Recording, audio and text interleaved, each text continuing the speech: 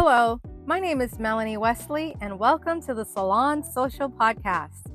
On today's episode, we are joined by Mike Andrews, owner of Ideal Barbershop, as he shares his journey in the beauty industry and his approach to building a successful business.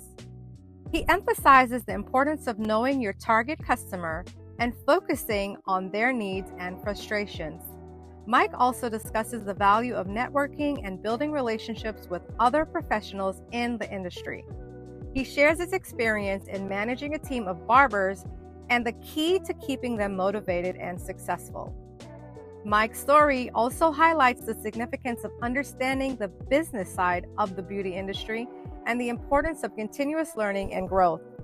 In this conversation, Mike and I discussed the importance of personal values and storytelling in marketing, the role of personal development in business growth, the power of failure and resilience, and the need for emotional intelligence in leadership. We also touch on the topics of education, mentorship, and the various business ventures Mike is involved in, including his nonprofit organization and education platform. The conversation emphasizes the importance of mindset, mental health, and investing in personal growth. I hope that you can find key takeaways from our conversation with Mike, and I am forever thankful to you for lending me your ear. Until next time, be good, be true, be you.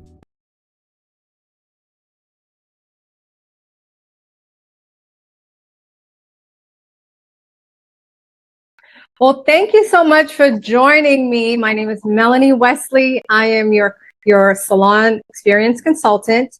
And thank you, Mike, so much for joining me on my podcast called Salon Social. I just want to do a quick introduction for Mike. Mike is the owner of the best barbershop in Atlanta. Hey, to the Atlanta magazine. Woo-hoo. He is also the founder of Amplify, a secondary education platform aimed to help licensed beauty professionals grow beyond six figures.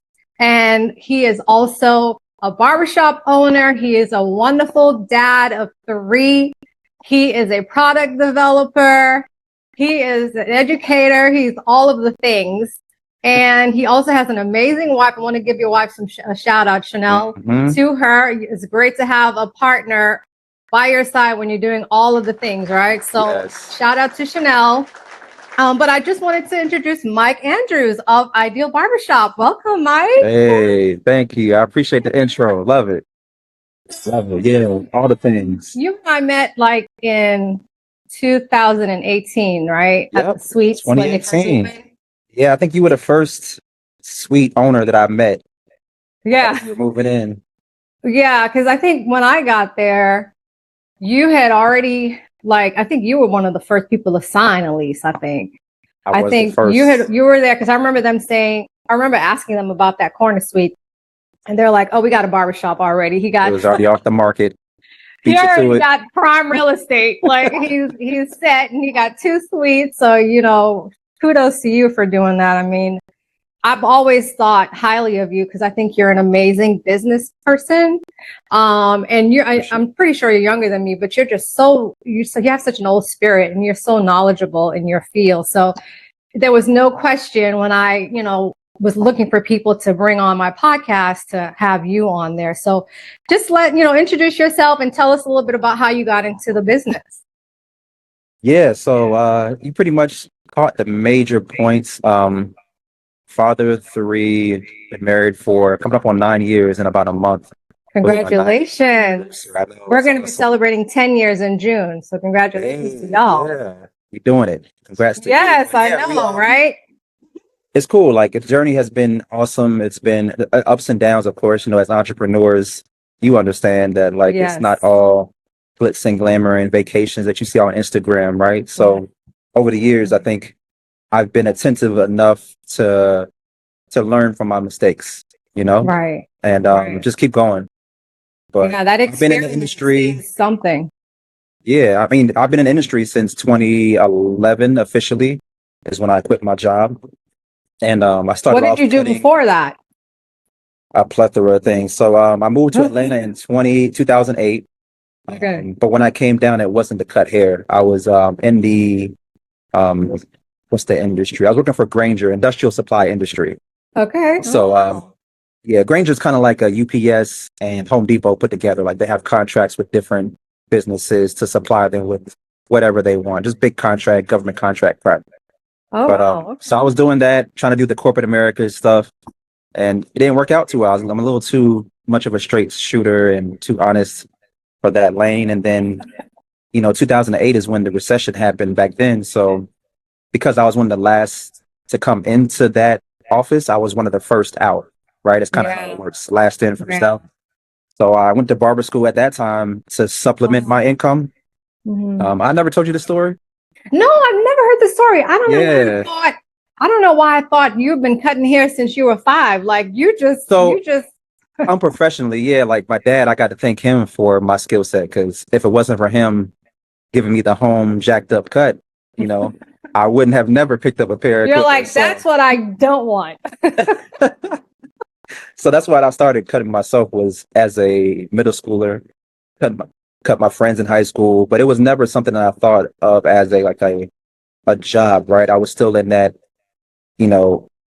American dream, I guess, of going to college, get your degree, work for a corporate job, not get your pension, but follow that pathway to success.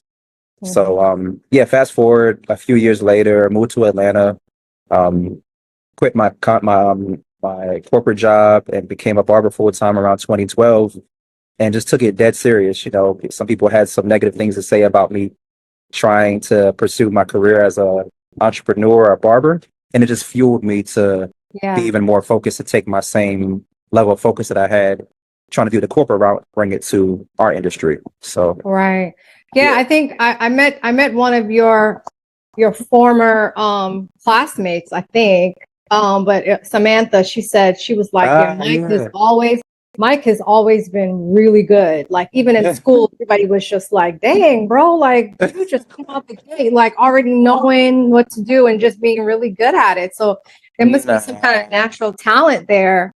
Like naturally, I used to draw a lot as a kid. So that precision.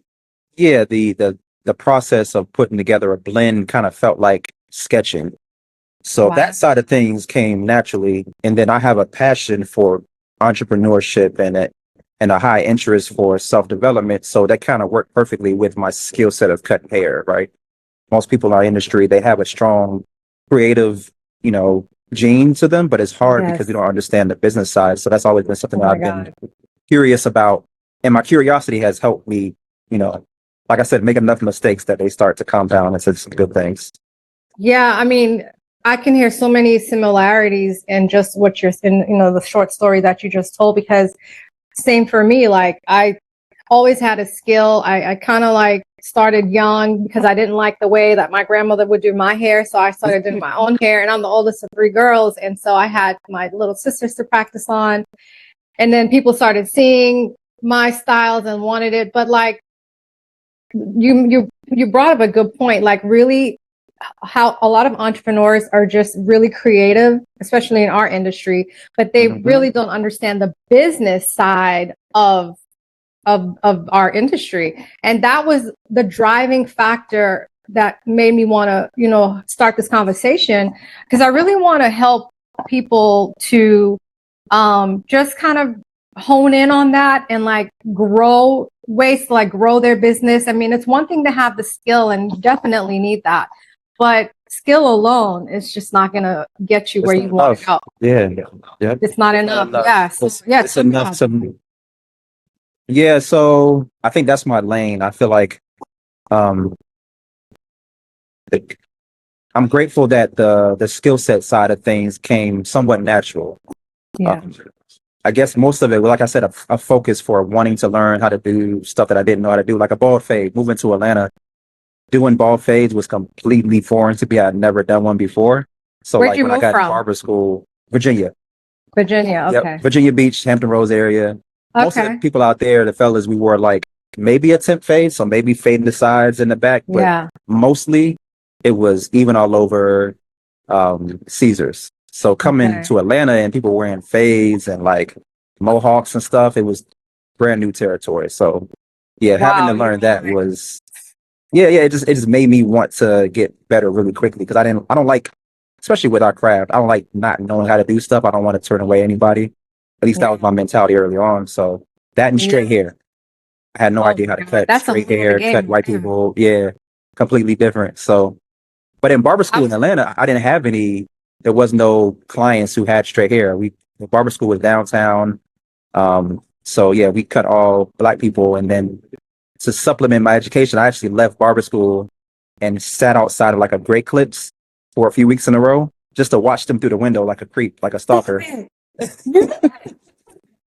So that's the kind of obsessive personality I have. Like if I don't know something, then I really want to know. They ain't paying me no attention. They ain't paying me no mind. But I did realize that if you can cut curly, kinky hair, if you could style curly, kinky hair, you can do every texture because our hair is the most difficult. Our expectations are the highest. So that's what I Yeah. learned was like, man, they're getting these haircuts out in like 7 minutes, 5 minutes, right? Like Yeah. In quick and work, out. in and out. And Yeah. I'm over here obsessing about how to get I out this know. line. I mean, but that just goes to show, like, your professionalism and again, your curiosity for success and wanting to learn things that you don't know. So that, I mean, that has, I'm sure, has only like helped you as part of your success story to help you to be more successful because of that hunger, Yeah, for to sure. learn. Yeah. So, Yeah. so you're standing outside Great Clips watching. Not standing, not standing. Don't, not Michael Myers, like standing in the corner. It was dark. Okay, I guess as I talk about it, this does sound kind of weird. I mean, I was sitting in my car in the parking lot, Okay. you Okay. know, just looking, just chilling. So I'm just Yeah. watching. Watching what people look like when they come out, like kind of trying to figure it out. Like, okay, I Yeah, see what because they they have did those big there. windows, so you can see what's going on. Yeah. Watching them go through the process of doing a haircut, it was just the biggest thing I took away was it's not that serious. They took a Yeah. really basic technique to it and got paid pretty well for it. So okay, so you this is 2012. You go to barber school. Mhm. You get your license, and do you like immediately jump into like business ownership, or do you like work in a barbershop? What do you do then?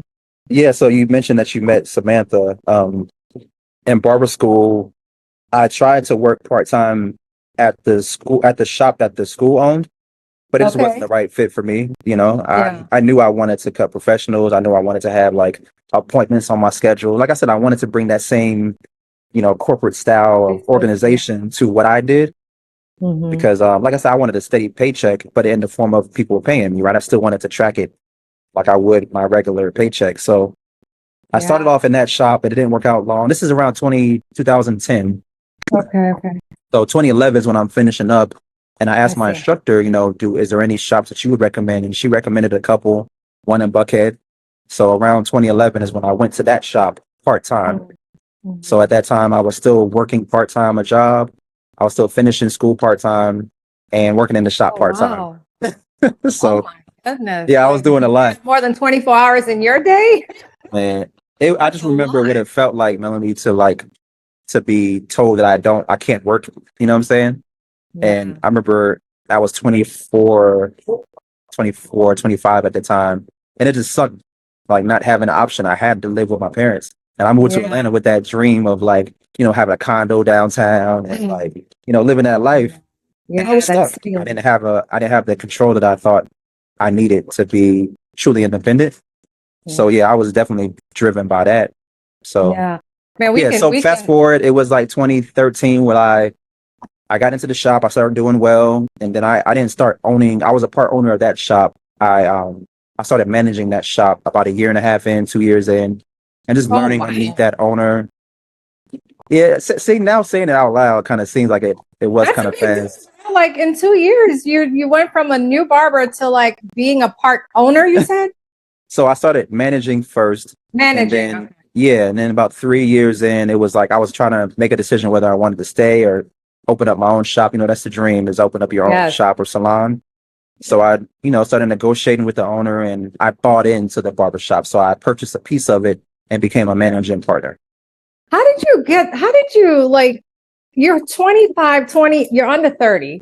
Under And like, 30. how did you have the insight to even think, you know what? Let me go and negotiate with this guy and see if I can become, because Um, that's not most 25-year-olds, 30, they're not thinking along those lines, Mike.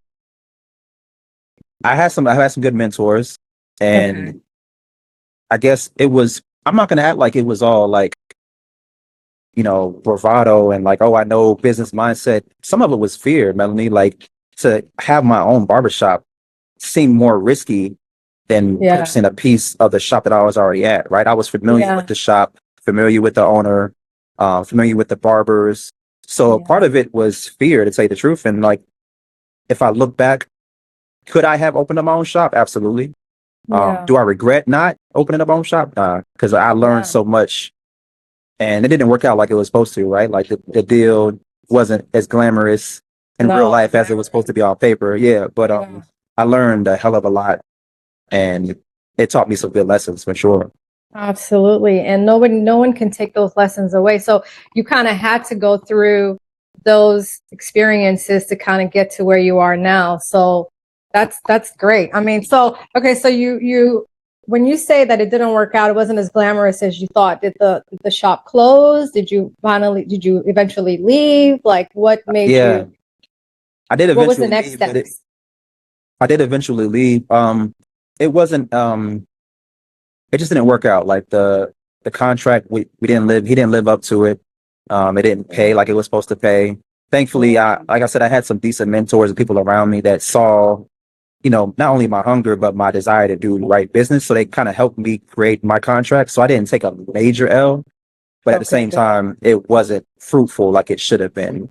Right. Like I said to you, the fruit came from the lesson rather than like a whole bunch of profit. Yeah. Right. So after that experience, was that when you decided, you know what, I think I want to go into business for myself? Yeah. It was. Does that kind of bring us to like 2018 when we met? Yeah. Because like it showed me being there for as long as I was there for 5 to 6 years.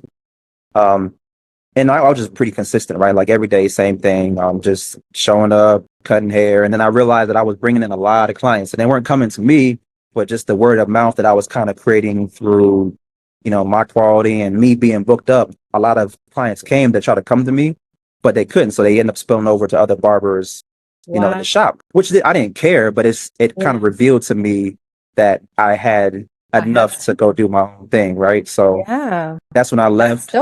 And I started working in a salon right down the street from my salon suite. So it was still in Grant Park.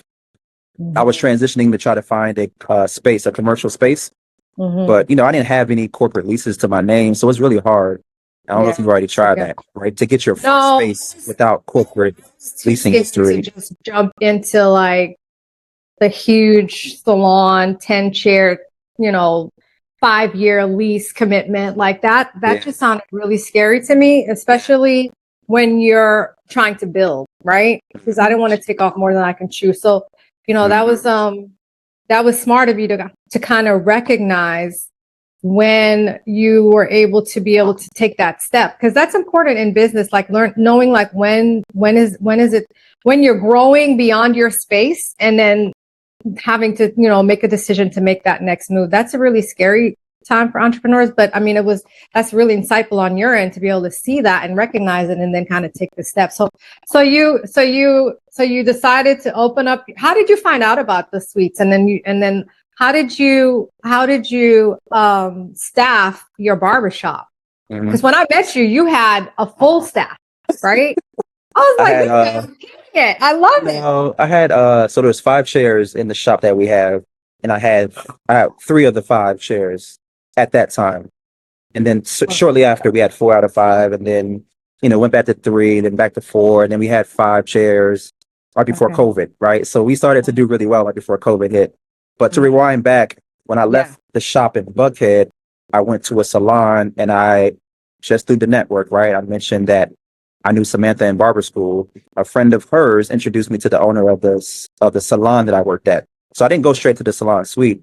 I worked in a salon, in a beautician salon, and did that until they finished construction at the suites that I'm in now. Wow.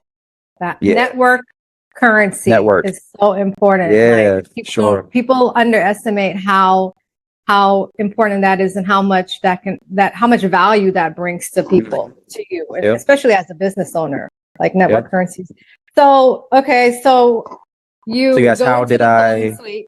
Huh? yes, how did I know my barbers, the network? Well, yeah, because you kind of started off with, you said 3 barbers, and then you went to 4, and then went back to Yeah, 3. so So like you must have known these guys for from. sure, yeah, because Okay. of barber school and cutting and buckhead and the shop I was cutting, well, I was managing partner of.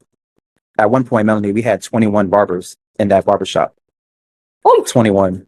that's a So yeah, huge I'm barbershop. at the time I'm like 25, 26, I think 20, yeah, around that age, managing grown men Oh, wow. at the peak 21 barbers. So yeah, like I had a network of people that I knew, um, barbers that I've mentored, whether I go to a barber school and just, shared some free game. Yep. So from Yeah. there, I knew a group of barbers that I knew eventually, yeah, I would want to work with that dude, or yeah, I'm Right. definitely going to bring him with me when I Yeah. leave. So that was kind of how it started as far as having a team as I That's opened up. so dope. So you got the team, the numbers kind of fluctuate because of, things like COVID Like, hits, and we all were like scared to death, I yeah, think.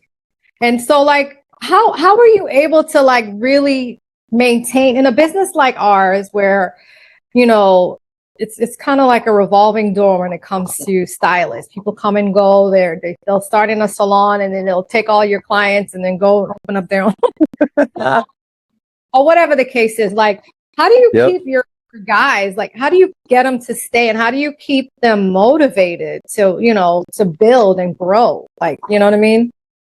What's I their guess two secret? different answers. What's my I secret know. to keeping barbers, to having them stay? Yeah. I mean, at the end of the Yeah. day, it comes down to profit. They want to make money.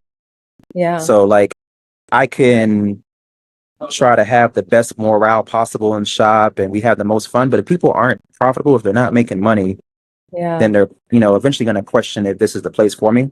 So I kept that Right. as my main, I'm sorry. I kept Oh, that you're as fine. like my main focus. It wasn't to make it Ideal Barbershop the most profitable barbershop. That wasn't my goal when I opened it up. My goal was to duplicate myself and to make 6-figure barbers. That was my goal. So with that being the focus, me sharing that vision with the team, they know that I am locked into helping them grow, not just building this huge brand at first. For me, the brand was, let me see if I can make help other barbers do what I did, right? So in a suite Mhm. environment, I felt like that was the perfect place to test what I saw as my model for growth, right? How I built my clientele. I can control that environment in the barbershop and see if I can help them do the same thing. Yeah. So what is that model? Do you mind sharing just a little bit of what that looks like? Like what is the model that works for you when it comes to growing your clients? Yeah, if I can speak I to know that what wasn't part of the question, but no. So like it's kind of, I'm trying to consider who's the audience as I answer this question. Because I can tell you what works for me, but that's not necessarily going to work for everybody else. I know the principles that work for me is focusing on a specific type of person. So like Mhm. I'm not trying to service everybody. I'm not trying to be the best barber to everybody. I Mhm. know the kind of client that I want to cut. I know what they Mhm. look like, what their job is, if they have Mhm. kids. In my Mhm. mind, that's who I'm servicing. So Yeah. as long as I keep that person in mind as I try to create um, products and services, right, and solutions, then I feel like it's not easy, but it's more clear for me to build a business because I'm only talking to one person, Yeah. if that I mean, makes you're sense. absolutely right. Like, it is so important to know your client, to know Hmm. your customer, to have that avatar because Yep. when you're creating products, or like you said, services, like you want to target that one person. And I Hmm. mean, sometimes depending on what it is that you're selling, you can have more than one avatar or one person, persona. But you are so right. Like, just knowing down to the very detail. Like, it took me a long time to understand that concept, Yeah, but for sure. Me that too. is so true. That is so so true. So Yeah, I think my your model was built customer. off of that. Yeah, so it was knowing what's the customer I feel most comfortable spending my time with, right? Because at the end of the day, we said this before. we've had conversations like this before. It just wasn't virtual. So this is kind of like how we usually do. But it really was about who do I want to spend my time with, right? Especially as I get a family. I'm married now. I have kids. I'm going to be spending time away from them, and I'm going to be exchanging my time for money. Who is that person that I want to be spending my time with? Like I said, in the barbershop, early on, you just cut whoever. You're trying to make ends meet. But as I got more skilled and more experience, I started to be able to refine the kind of person that I wanted to spend time with. And my secret is focusing on that person. And then if somebody that comes in and wants my services, and they're not that kind of avatar, I'm not going to acquiesce to their demands, right? I'm still going to say, okay, I get what you're saying. You want a barber that's going to take an hour and a half on your haircut. I'm not that barber. Right. So, I do recommend X, Y, and Z down the street who I know can take care of you. But this is who I am, and I'm completely comfortable if that's not necessarily a match for us. Right. So, I love that. I love that point that you make, because, in the beginning, when we first get started, we're hungry, we're trying to build, we're trying to create, a name for ourselves, whatever your goals are. You're trying to open a business, but you're really in grind mode. Yep. And then there comes a point where you have to really kind of step back and reevaluate, your business, and decide who your customer is, who you want to service, like you said, who you want to exchange your time with, and then kind of focusing on that person and honing in on that person, and then really building your business around that person.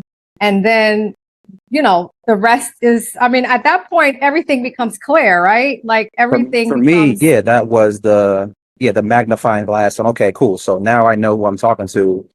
I still have plenty to learn, but now that I'm clear on my avatar, they can grow with me, if that makes sense, right? Yeah. So that's kind of what the approach has been. But a book came to mind that one of my mentors referred to me a while ago. I call him a friendtor because he was a client first. That phrase. We became friends, and then he was a highly successful businessman. So I started to learn from him as opposed to just cutting his hair. But he recommended this book years ago called The Story Brand. Okay. Called Story Brand, and that kind of revealed to me the framework for attracting the kind of client that I want to work with. And it talks about the 3 different levels of value in the book. Yeah, so there's 3 different levels, and it really showed me, okay, this works with any industry, not just I think he was talking about selling a certain type of product, so not anything to do with the service industry or the hair industry. But the 3 different layers were external value, internal value, and philosophical value. Okay. So for us as hair professionals, the external value that we provide is we do haircut services or hairstyling services. But that's external. That's just solving the need of, I need my haircut, I need my hair done. So you're helping people, but there's other options because you're only solving one layer. Mm-hmm. The second layer they talked about is internal, which speaks to what is frustrating that person. Mm-hmm. What's frustrating them.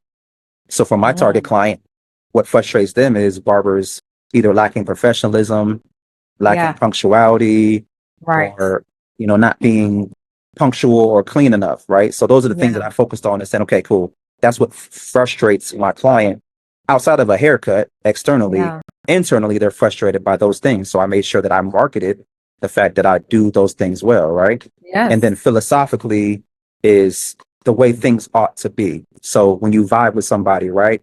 Me and you connect on that. We both have families. We're married, right? We are serious about our craft. So there's a philosophical connection that we have, that we agree that Black-owned businesses should be able to grow, right? And that, people who care about their family and should have some kind of harmony between business and family time.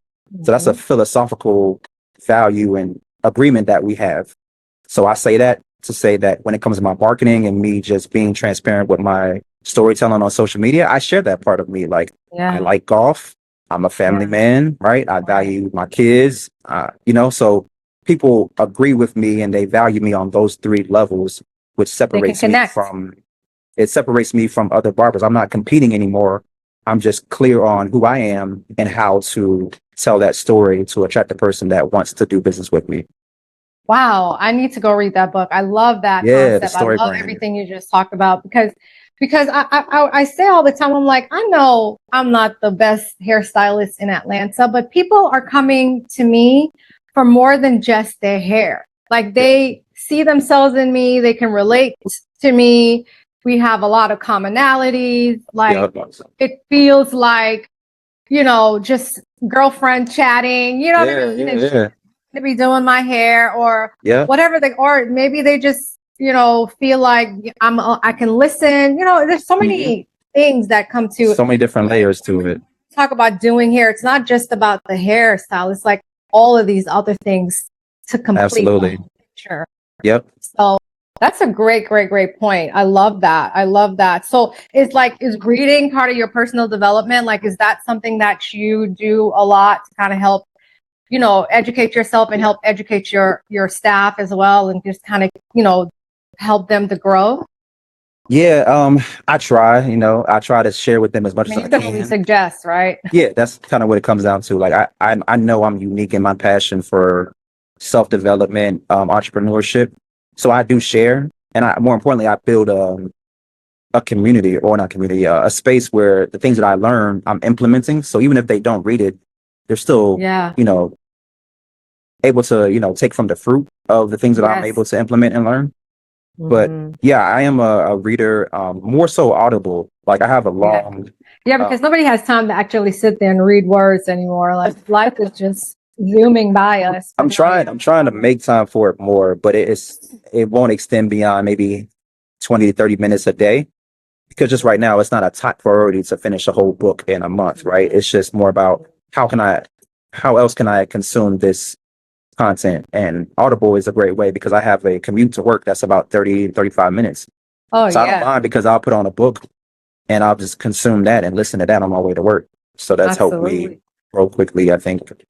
Are you reading anything interesting right now? It's still within entrepreneurship. Yeah, what you want to, there's a couple of different ones. Dan Sullivan and Benjamin Hardy. Dr. Dan Sullivan and Dr. Benjamin Hardy, 10x is easier than 2x. It talks about scaling, instead of scaling incrementally and like trying to work harder. It talks about 10xing your goals and how if you change your goal, say for instance, from wanting to, as an example, Melanie, like say you want to extend your product line, instead of doing 2 more products, you decide that you want to have a product line with 20 different products. Well, then that changes your goals. And now you can't do the same things that you would do if you were trying to just add 2 more SKUs. You have to change your entire mentality and think bigger, which stretches out your goals and allows you to accomplish your 2x goals just by default, because you're aiming higher and you're strategizing with much bigger ideas. Yeah, you're casting a wider net. So for sure. Yeah, you're not limiting yourself by, that's kind of what it tells me, is like I'm not limiting myself by my fears or my past failures. I'm now building my daily building like my daily goals and my habits and my goals based off of my 10x goals, right? So I want to be a millionaire. What does it look like to be a 10, an 8-figure millionaire, right? Yeah. So that way I hit my goals kind of by default. So that's been a great book for me. Oh, I'm going to put that one in my list too. I love it. Yeah. I mean, you're always so full of knowledge. I'm just like soaking it all in. But appreciate you. Those are great. It's so amazing that you are always reading, always trying to educate yourself, always trying to grow, and then sometimes you got to meet people where they are. So you may not always be able to shove the information down somebody else's throat, but just by them seeing successes and leading by example, then they'll that'll get their attention, and now they'll be like, okay, well, Mike, this worked for Mike, so let me try it. That's been it's been a challenge for me, in a couple of different ways. Because first you mentioned like the fact that me saying it out loud again, it reveals to me that I am reading a lot. So like that's part of the reason why I am able to like share different things that I'm learning and consuming. But it comes from me starting college and not doing well, right, and being unfocused, and then feeling like I was almost a failure because I didn't do well my first couple of years, and I decided to take a break and become a college dropout. So a lot of that, of my hunger for education is fueled by, my desire to still prove something to some people, right? I can honestly say that's part of it. No, It's been a way we were that, just having that conversation, not to cut you off, but we were just talking about how like we think in America, you go to high school, you graduate at 18, you go right to college, you're done by 24, 25. But like we really should not force anybody to go to college right after high school. Like I feel like people need to like live a little bit and maybe get a trade or like travel, and then when your brain has fully developed at 20, 25, 30, that's when you should go to school. Because at that point, you have a different perspective on life. You have some, you got some experiences under your belt, and like you can really kind of make a wise decision on what path you want to go down. And not just that, but you have a different appreciation for what you're learning. You know what I mean? Like, because an 18-year-old just doesn't, they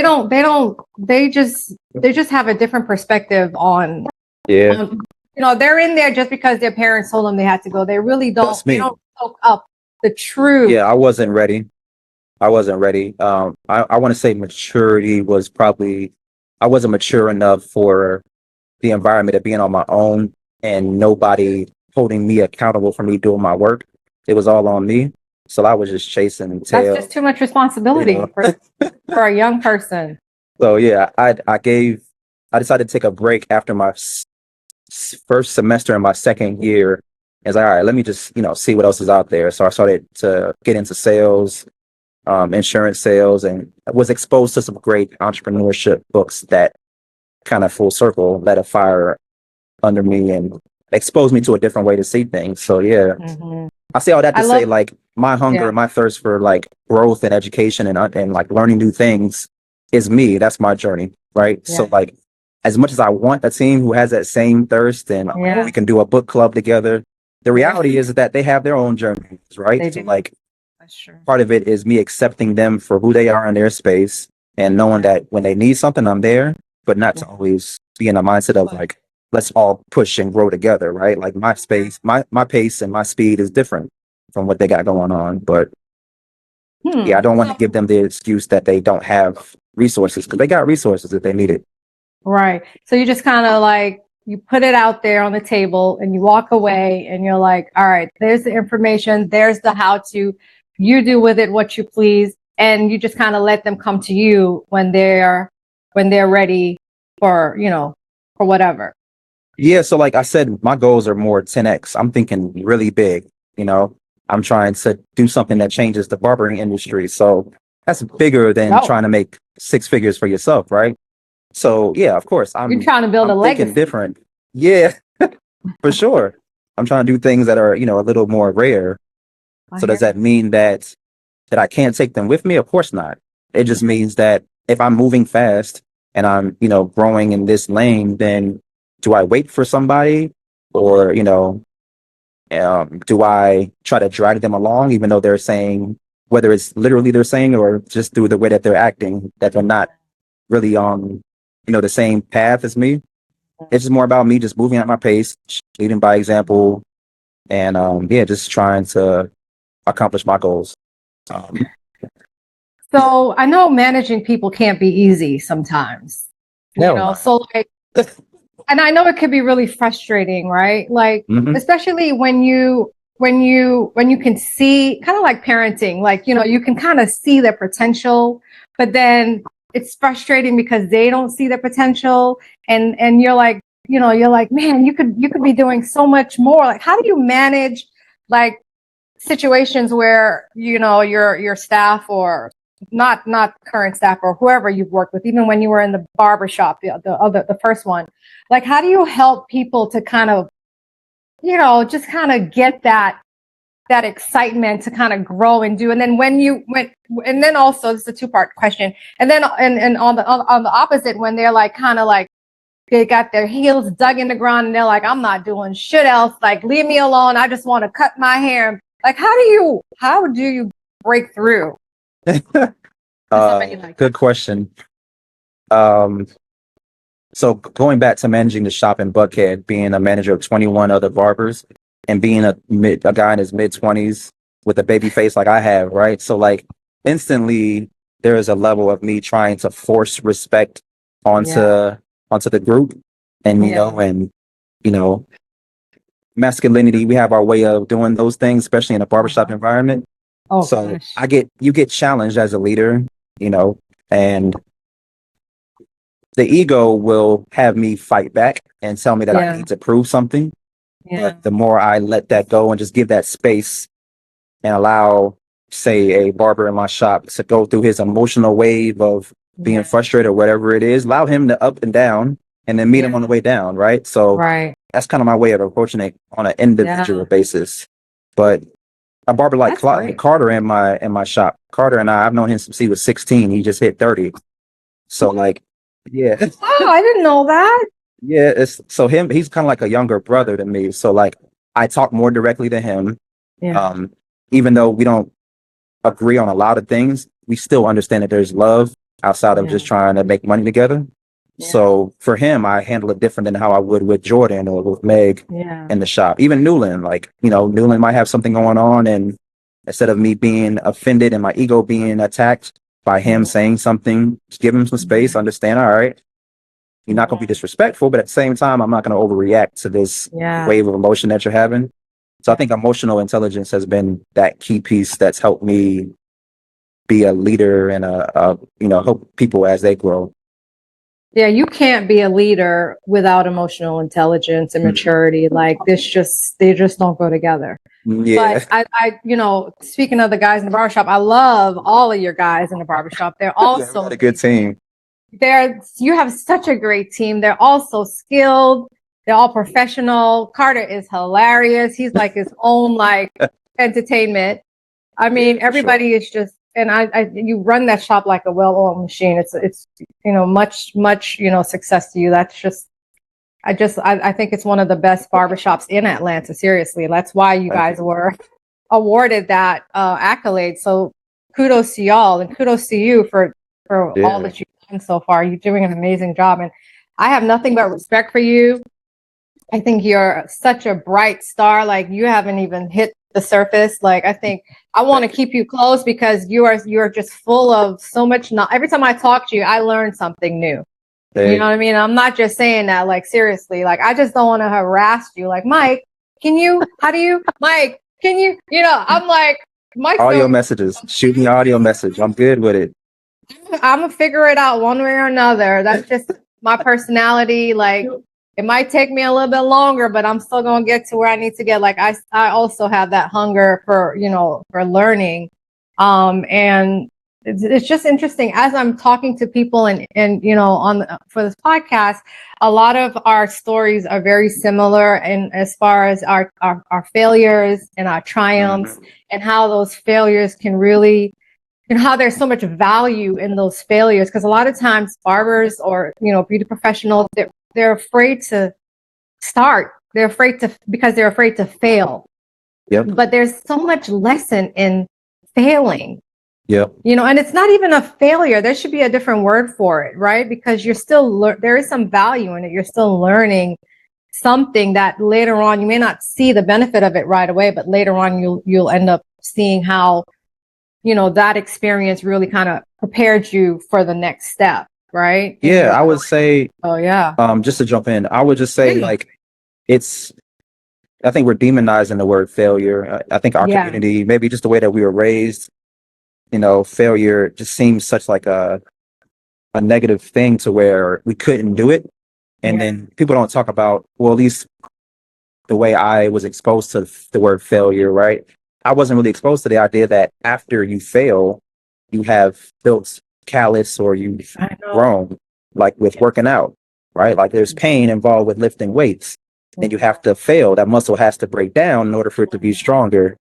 And every major milestone in my life has been after some shit has went down, right? So like I mentioned before, 2020 was such a challenging year for us, but I had the perspective of, okay, if we can make it through this, listen, our story is going to get even crazier. And it's just a matter of understanding, like, you have to keep going anyway. And the more you avoid failure, the you'll just be stuck wherever you are. So yeah, That's so fail true. forward is kind of what one of my mentors told me. Like you're failing, but you're moving forward. So like you're building. It's like a ladder.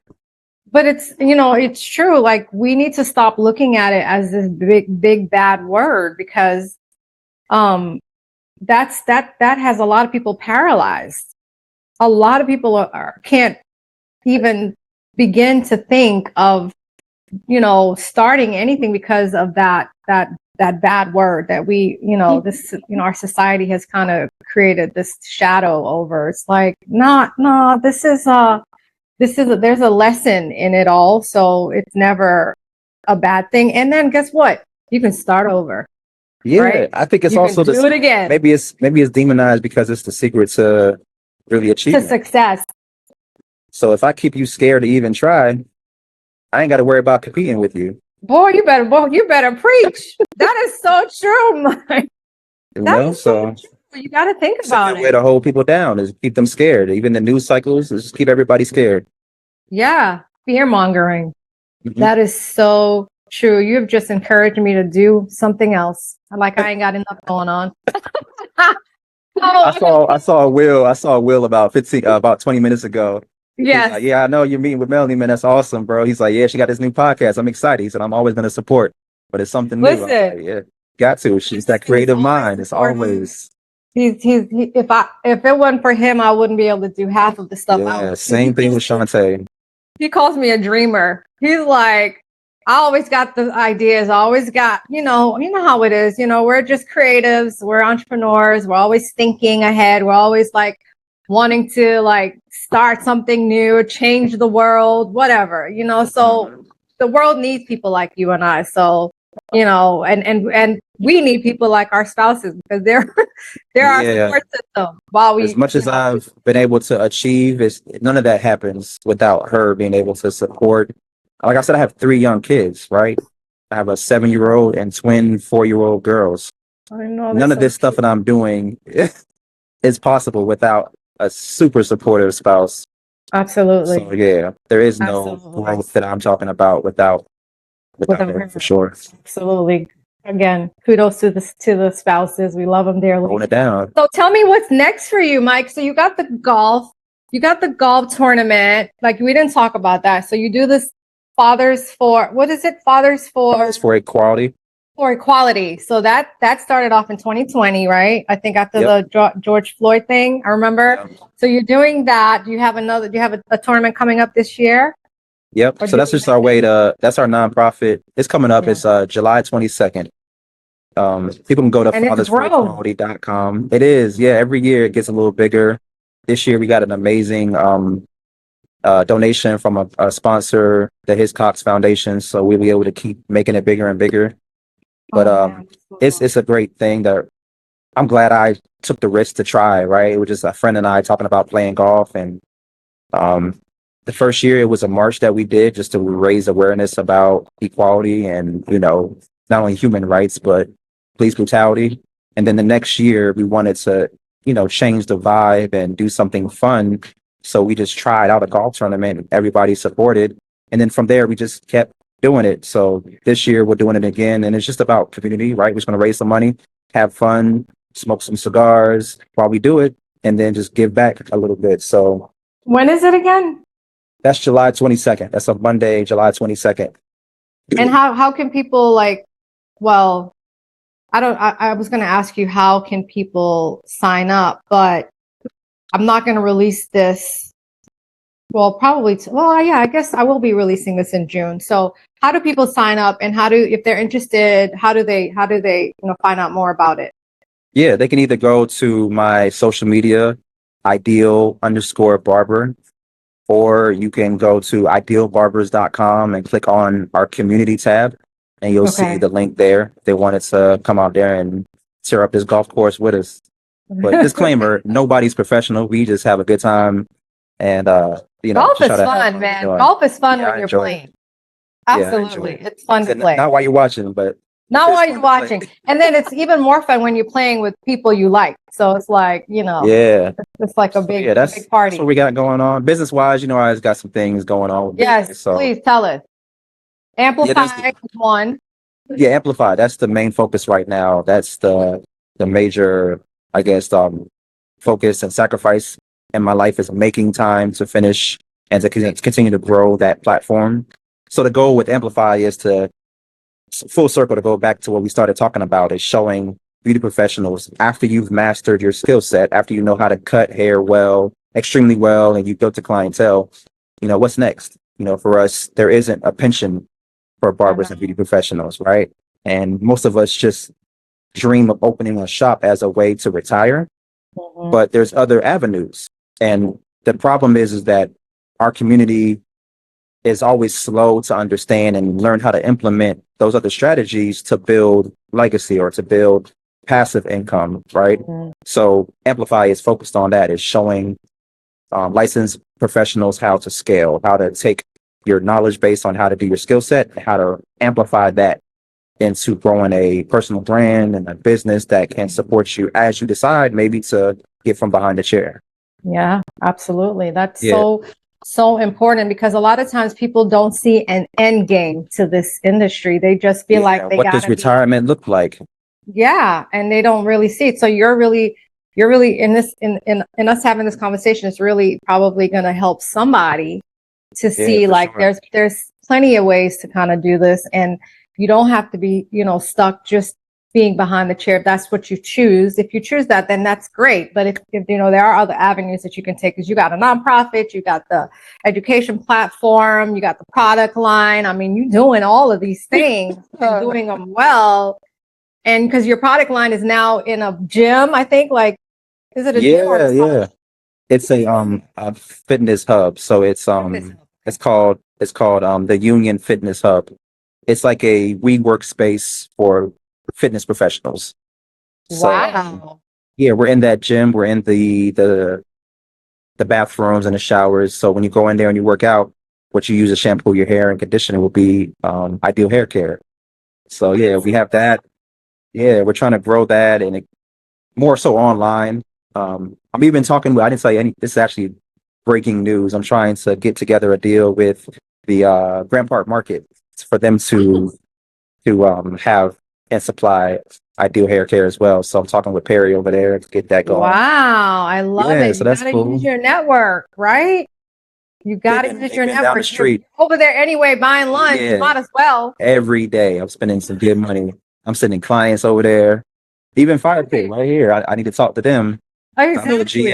I know the GM at Fire Pit. So we talked before about doing some type of partnership. So yeah, that's dope. Me with Amplify, it's not like I'm speaking from a pedestal of I know everything. It's just I know what I've done has been successful. Yeah.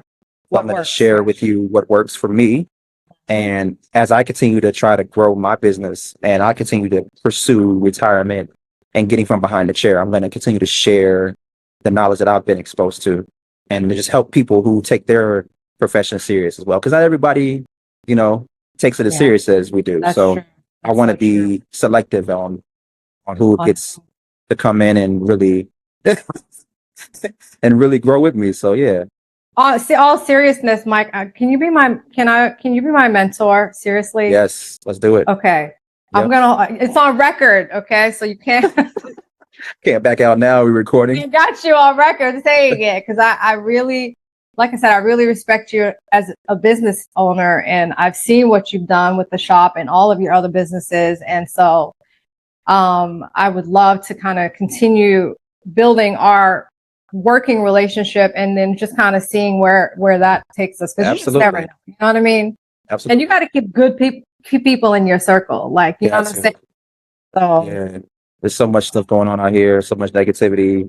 You need to fuel you and to push you and to keep you. Absolutely. I mean, if you look around and your circle is not, it's not feeding you positive energy, then you got to rethink that. So yeah.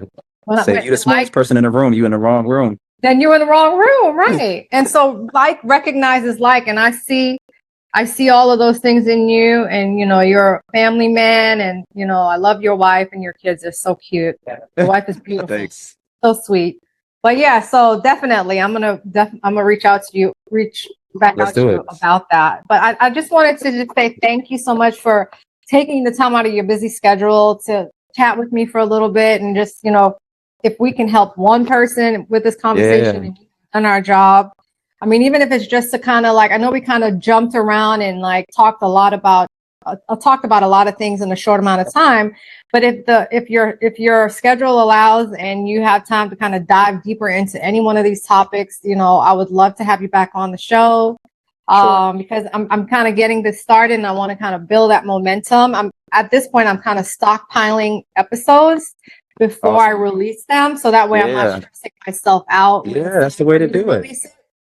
Yeah, so I'm like gonna kind of record about 10 to 15 episodes, and then I will make the announcement, and I'll have some actual stuff to prove, to show, to follow up with. So yeah, but I really just want to thank you from the bottom of my heart. Like, it means a lot that you took the time out to do this and to help me to kind of bring awareness and help somebody else to kind of realize, like, hey, there is longevity in this business, and you can be successful in many avenues. So if this is your passion, you know what I'm saying, just go for it.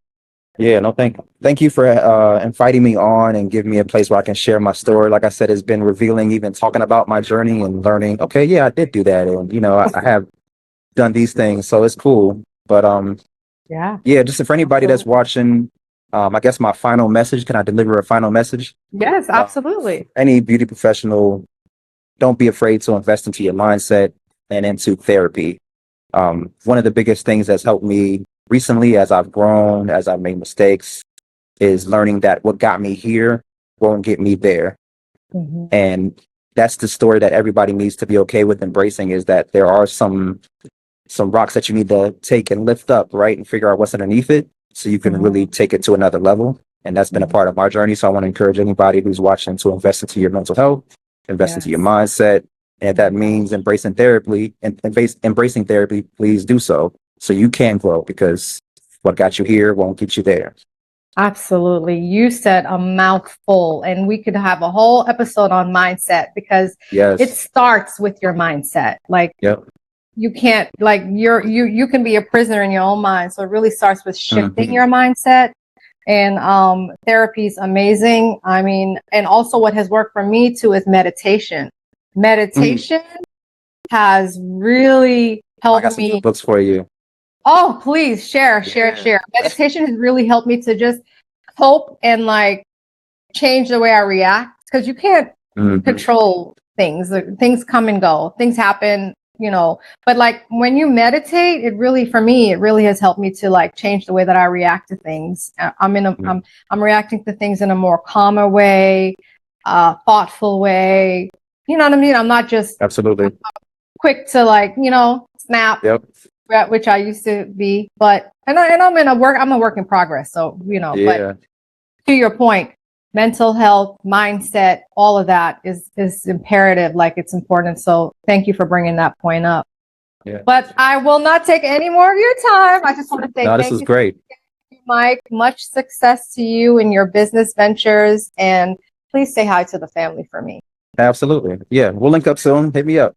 Yes, I will. Have a good one. Peace out. All right. Peace. Thank you for joining us on this episode of the Salon Social Podcast.